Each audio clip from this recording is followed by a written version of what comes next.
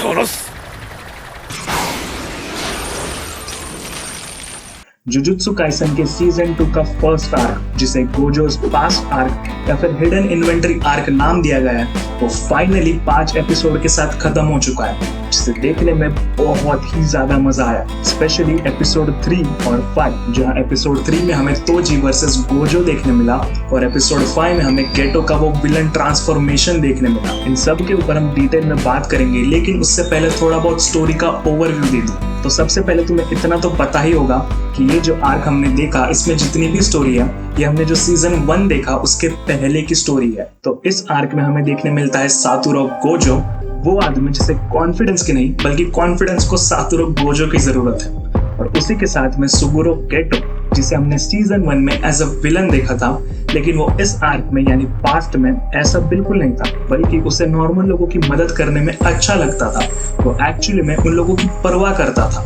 ये तो उसने अपरिचित बन के इंसानों की असलियत देख ली, और उसके बाद जो कुछ भी हुआ हमने सीजन 1 में देख लिया। और इन दोनों के साथ में हमें फाइनली देखने मिला the infamous Gojo killer Toji Fushiguro, जिसे लड़कियां डैडी कहती है और लड़के जेलेसी। तो इन सब की कहानी शुरू होती है जब मास्टर तेंगेन, जिनके बारे में हमें ज्यादा पता नहीं है, लेकिन सिर्फ इतना है कि ये जुजुत्सु सॉर्सरर्स और पूरे ह्यूमैनिटी की सेफ्टी के लिए काफी ज्यादा इंपॉर्टेंट है, और इन्हें अपने एग्जिस्टेंस को कैरी ऑन करने के लिए एक बॉडी चाहिए, यानी एक वेसल, जिसे स्टार प्लाज्मा वेसल कहा गया है। इन शॉर्ट बेसिकली एक ऐसा इंसान चाहिए जो अपनी लाइफ को सैक्रिफाइस कर दे और अपनी बॉडी तेंगेन को दे दे, जिसकी जिम्मेदारी उठाती है एक 14 साल की छोटी सी बच्ची रिको अमाने, जिसे सही सलामत मास्टर तेंगेन तक पहुंचाने की जिम्मेदारी है गेटो और गोजो। क्योंकि अब रिको इतनी ज्यादा इंपॉर्टेंट हो चुकी है, तो इसके ऊपर अब बाउंड्री लगा दी जाती है, जिसकी वजह से उसके पीछे बहुत सारे लोग आ जाते हैं, और गोजो बिन गोजो वो आराम से सबको मार देता है।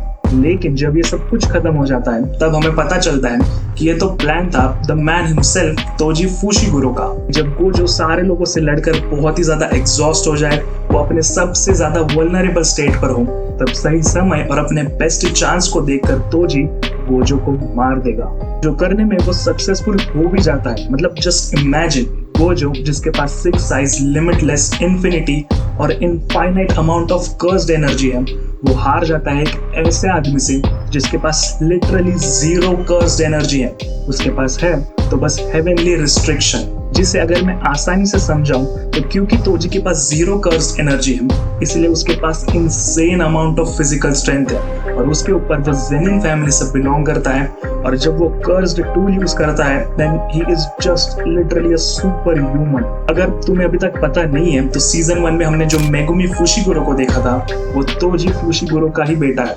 जब एंड में गोजो अपनी नई एबिलिटी होलो पर्पल से तोजी पर अटैक करता है, लेकिन कहीं ना कहीं तोजी को पता ही था कि this is all over for him, और एंड में तोजी गोजो को सिर्फ इतना ही कहता है कि उसका एक छोटा सा बेटा है, उसका ध्यान रखना, जो काम गोजो काफी अच्छे से करता है। उसी एपिसोड की बात करें यानी एपिसोड 3, और कहीं ना कहीं एपिसोड 4 भी जुजुत्सु काइसन का दी बेस्ट तो नहीं, लेकिन one of the best episode जरूर है। फिर चाहे तुम उसकी फाइट की बात करो, एनिमेशन की बात करो, बैकग्राउंड म्यूजिक की बात करो, मापा ने बहुत ही ज्यादा बढ़िया काम किया है। बस ओवरऑल जिस तरीके की कॉमेडी इन लोगों ने यूज किया है, वो कहीं पर लैंड करती है और कहीं पर नहीं। मुझे पर्सनली इतनी ज्यादा पसंद नहीं है इस टाइप की कॉमेडी, लेकिन ये सबका अपना अपना चॉइस होता है। बाकी अगर हम एपिसोड 5 की बात करें तो इसमें हमें ट्रांसफॉर्मेशन देखने मिलता है सुगुरो गेटो का, एक काइंड हार्टेड नॉर्मल लोगों की परवाह करने वाला, जो बदल जाता है एक लिटरल मॉन्स्टर में, जो पूरे के पूरे गांव को जला देता है और साथ ही में अपने माँ बाप तक को मार देता है। और अब वो नॉन सॉर्सरर से इतनी ज्यादा नफरत करता है कि उन्हें वो मंकीज कहकर बुलाता है। और एक बात जो पता नहीं सिर्फ मुझे ही ऐसा लगा कि गेटो का जो ट्रांसफॉर्मेशन था, जो विलन में ट्रांसफॉर्म होने वाली चीज, वो एनिमे में काफी ज्यादा फास्ट लगी मुझे।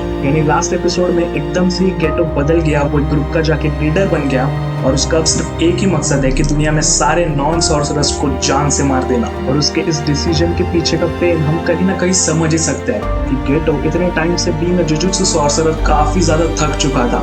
उसे बस कर्स स्पिरिट को कंज्यूम करना पड़ता था, जिसका कोई एंड गोल है ही नहीं। और जिस तरीके से एनिमे में उसका डिस्क्रिप्शन दिया है काफी ज्यादा वियर्ड है, जहां पर गेटो कहता भी है कि consuming a cursed spirit is like eating a rag used to clean up vomit. I mean okay. और हाँ, बस 5 ही एपिसोड थे, तो ये 2 इंसिडेंट मुझे ज्यादा इंपॉर्टेंट लगे, इसलिए मैंने इन दोनों के ऊपर बात की। और हाँ, एक और चीज, गेटो के पीछे एक मिस्ट्री भी है काइंड ऑफ। अगर तुमने जुजुत्सु काइसन 0 मूवी देखी होगी तो तुम्हें पता होगा कि गेटो को उस मूवी में गोजो ने मार दिया था, और वो मूवी सीजन 1 से पहले टेक प्लेस कर दिया, लेकिन हमने सीजन 1 में गेटो को एज अ विलन देखा था। तो इसका क्या मतलब होता है कि गेटो जिंदा है या नहीं? अब मैंने मांगा पढ़ी तो नहीं है, इसलिए मुझे नहीं पता, इट्स जस्ट एन ऑब्जर्वेशन। और जुजुत्सु काइसन के सीजन 2 का आर्क 1 यहीं पर खत्म होता है। इसके बाद आएगा द मोस्ट अवेटेड, जिसके लिए हर कोई बेसब्री से इंतजार कर रहा है, द शिबुया इंसिडेंट आर्क, जिसकी मांगा पढ़ने में मुझे काफी ज्यादा खुजली हो रही है। लेकिन आई गेस मैं एनिमे आने तक वेट करूंगा, जो कि एयर होगा 31 अगस्त से, जिसमें आई थिंक टोटल 18 एपिसोड होंगे। बाकी तुम्हें कैसा लगा ये एनिमे, और तुम शिबुया इंसिडेंट के लिए कितनी ज्यादा एक्साइटेड हो, ये मुझे कमेंट्स में जरूर बताना। और वीडियो और कंटेंट अच्छा लगा हो तो चैनल को सब्सक्राइब कर देना। बाकी मैं मिलूंगा आपसे ऐसे ही किसी वीडियो में, तब तक के लिए